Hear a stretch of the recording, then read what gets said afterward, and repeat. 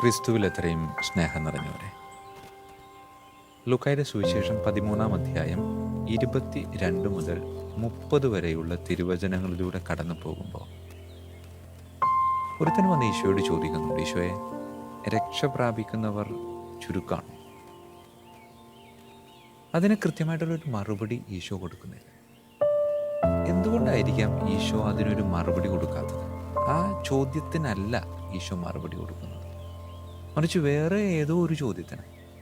വേറെ ഏതോ ഒരു ചോദ്യം എന്ന് വെച്ചാൽ, ശരിക്കും പറഞ്ഞാൽ അവൻ്റെ ഒരു ചോദ്യം അത് ആർക്ക് വേണ്ടിയിട്ടാണ് ചോദിച്ചതെന്ന് ചോദിച്ചാൽ കൃത്യമല്ല. ആർക്കോ വേണ്ടി ചോദിച്ചൊരു ചോദ്യം.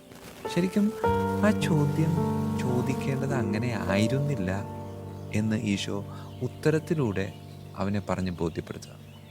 അവൻ്റെ ചോദ്യം ശരിക്കും ഇങ്ങനെ ആകാമായിരുന്നു. എങ്ങനെ? ഈശോയെ, ഞാൻ രക്ഷ പ്രാപിക്കാൻ സാധ്യതയുണ്ട്. ആ ചോദ്യത്തിന് ഈശോ കൃത്യമായിട്ടുള്ളൊരു മറുപടി കൊടുക്കുന്നുണ്ട്.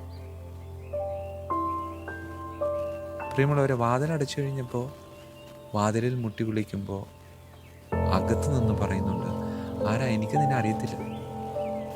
അപ്പോൾ പുറത്ത് നിൽക്കുന്നവൻ പറയുന്നുണ്ട്, നമ്മൾ ഒരുമിച്ച് കുടിച്ചിട്ടുണ്ട്, നമ്മൾ ഒരുമിച്ച് ഭക്ഷണം കഴിച്ചിട്ടുണ്ട്, എനിക്ക് നിന്നെ അറിയത്തില്ല. അപ്പോൾ വീണ്ടും മുട്ടുമ്പോൾ അകത്ത് നിന്ന് പറയുന്നുണ്ട്, എനിക്ക് നിന്നെ അറിയത്തില്ല, കാരണം നീ അനീതി പ്രവർത്തിക്കുന്നവനാണ്.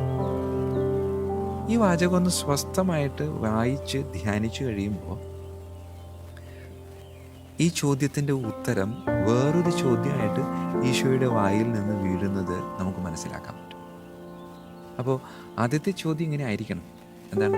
ഈശോയുടെ അടുക്കൽ വന്നിട്ട് ഒരുത്തൻ വിട്ടു ഈശോയുടെ അടുക്കൽ ചെന്നിട്ട് ഞാൻ ചോദിക്കുകയാണ്, ഈശോയെ, ഞാൻ രക്ഷ പ്രാപിക്കാൻ സാധ്യതയുണ്ട്.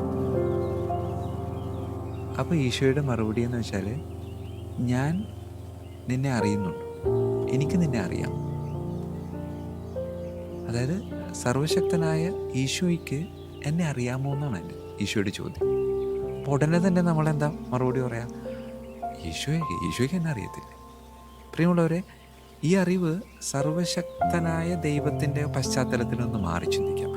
കുറച്ചുകൂടെ എളുപ്പത്തിൽ മനസ്സിലാക്കാൻ വേണ്ടിയിട്ട് കത്തോലിക്ക സഭയുടെ കാണപ്പെടുന്ന തലവനായ ലയോ 14 പാപ്പ, അതെ, പാപ്പായെ നമുക്ക് എല്ലാവർക്കും അറിയാം.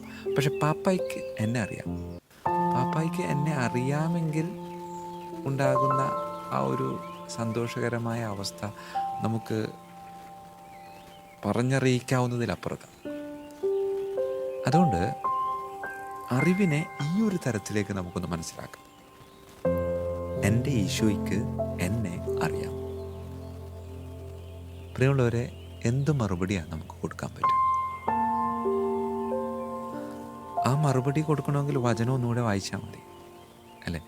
ഈശോയ്ക്ക് ആരെയാണ് അറിയാൻ പറ്റുക? ഈശോയ്ക്ക് അറിയാവുന്നവരുണ്ട്, ഈശോയ്ക്ക് അറിയാത്തവരുണ്ട്.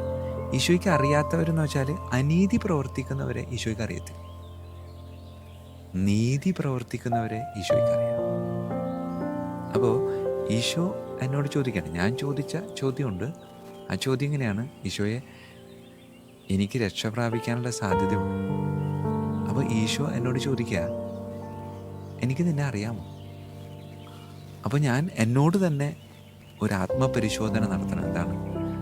ഈശോയ്ക്ക് ആരെയൊക്കെയാണ് അറിയുന്നത് എന്ന് ചോദിച്ചാൽ, ഈശോയ്ക്ക് അറിവുള്ളത് ഈ നീതിമാന്മാരെ ഈശോയ്ക്ക് അറിയാം, അനീതി പ്രവർത്തിക്കുന്നവരെ ഈശോയ്ക്ക് അറിയത്തില്ല. അതുകൊണ്ട് ഞാൻ എന്നോട് തന്നെ ചോദിക്കുന്നു, ഞാൻ നീതിമാനാണോ അല്ലെങ്കിൽ അനീതി പ്രവർത്തിക്കുന്നവനാണോ? അനീതി പ്രവർത്തിക്കുന്നവനാണെങ്കിൽ ഈശോയ്ക്ക് എന്നെ അറിയത്തില്ല, എനിക്ക് രക്ഷപ്പെടാനുള്ള ഒരു സാധ്യതയും. പക്ഷേ നീതിമാനാണെങ്കിൽ ഞാൻ രക്ഷപ്പെടാൻ സാധ്യതയുള്ളവരുടെ പട്ടികയിൽ ഉൾപ്പെട്ടിട്ടുണ്ട് എന്ന്. യഥാർത്ഥത്തിൽ ആരാ നീതിമാൻ എന്ന് ചോദിച്ചാൽ, അതിന് പെട്ടെന്ന് നമ്മുടെയൊക്കെ മനസ്സിലേക്ക് കടന്നു വരുന്ന ഒരു വ്യക്തിത്വം എന്ന് പറയുന്നത് ഔസേപ്പിതാവ്.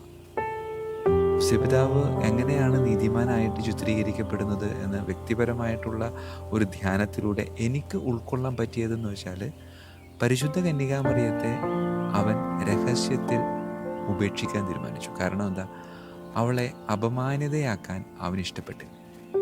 അപമാനിതയാക്കാൻ ഇഷ്ടപ്പെട്ടില്ല എന്ന് പറഞ്ഞാൽ, രഹസ്യത്തിൽ ഉപേക്ഷിച്ച് അവൻ അവിടെ നിന്ന് വിട്ടുകളഞ്ഞാൽ എല്ലാവരും അവനെ കുറ്റപ്പെടുത്തും. കാരണം എന്താ, പരിശുദ്ധ കന്യകാമറിയത്തെ ഗർഭിണിയാക്കി ആ ഉത്തരവാദിത്വത്തിൽ നിന്ന് അവൻ പിന്മാറി, അവൻ ആ സ്ഥലം വിട്ടുകളഞ്ഞു.